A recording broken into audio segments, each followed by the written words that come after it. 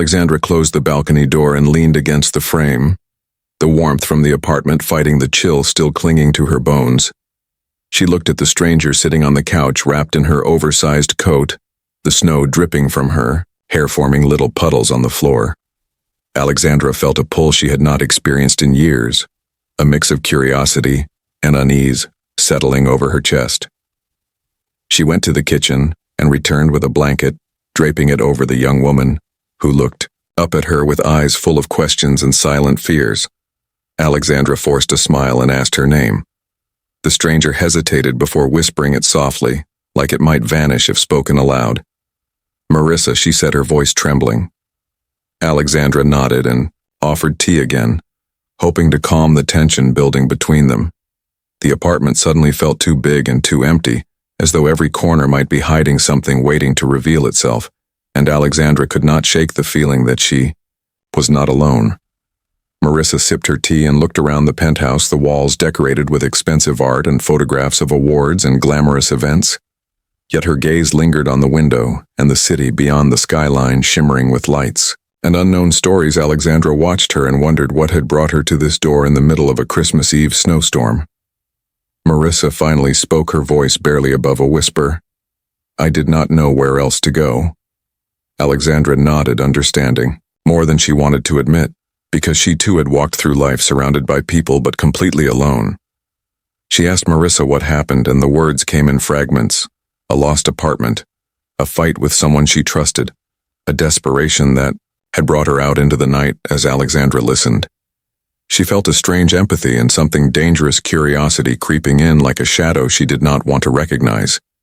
She knew the world she lived in and the walls she had built to protect herself. Yet here was someone who had none of those protections.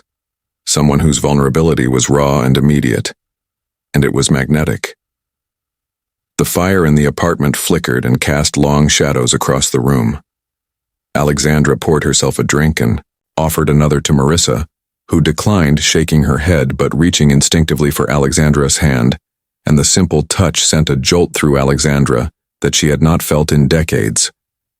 They sat in silence for a moment, the only sound the ticking of a clock and the occasional hum of traffic far below the penthouse windows. Alexandra wanted to ask more questions, but something stopped her, a sense of urgency, a whisper in the back of her mind, warning her that tonight might not be what it seemed. Sudden buzz of the intercom startled them. Alexandra froze, her heart leaping in her chest. She had not expected anyone else.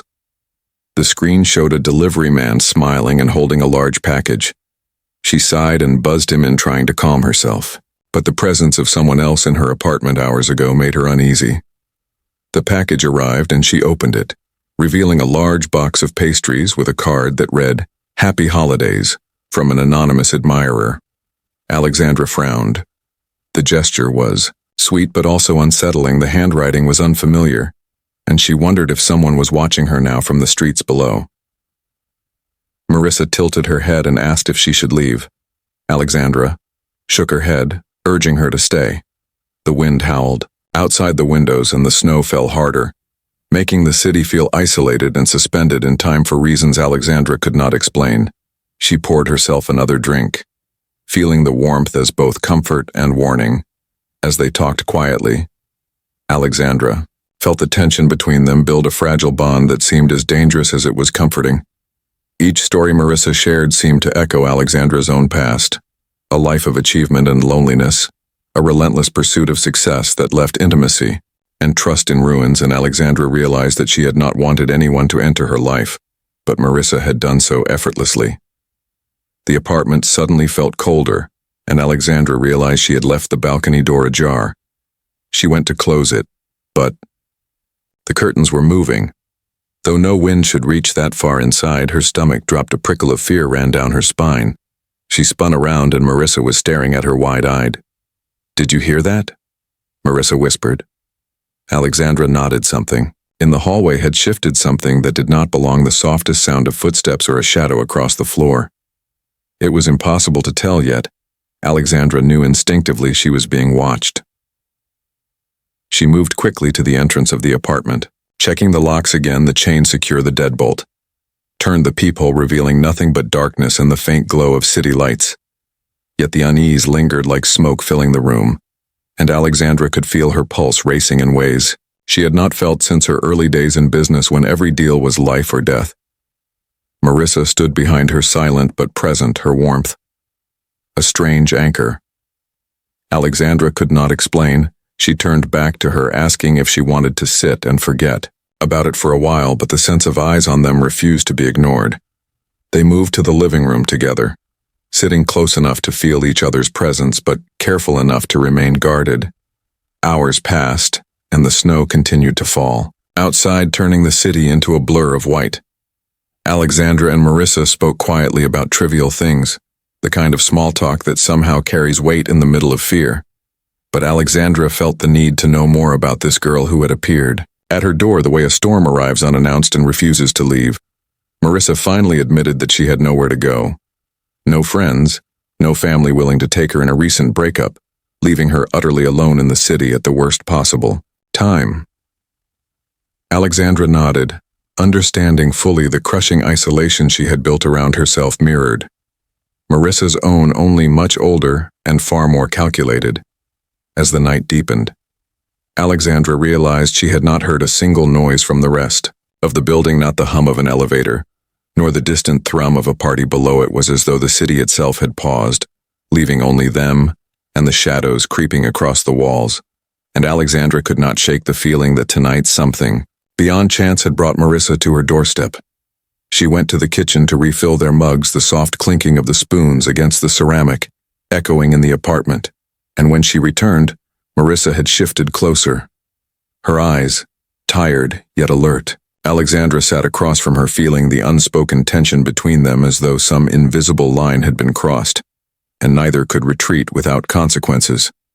The clock ticked toward 2 in the morning, and Alexandra realized she had forgotten entirely about the board meeting scheduled for the next day.